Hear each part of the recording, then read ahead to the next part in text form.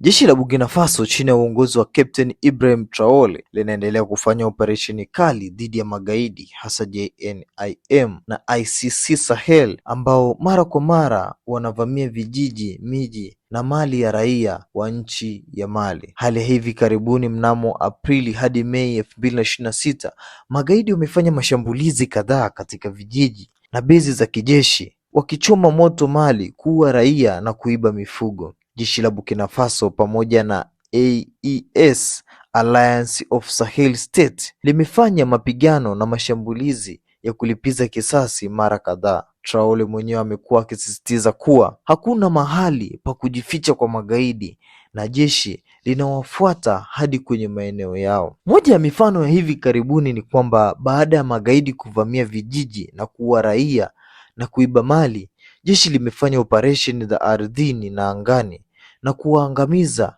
magaidi kadhaa. Mnamo Aprili 2026 kulikuwa na shambulio lililotokea Mali na jeshi la Burkina Faso likashiriki katika mapigano ya pamoja na Mali na Niger. Jeshi limekuwa likirekodi na kuonyesha video za kuwapiga na kuwateketeza magaidi waliohusika na uvamizi wa vijiji.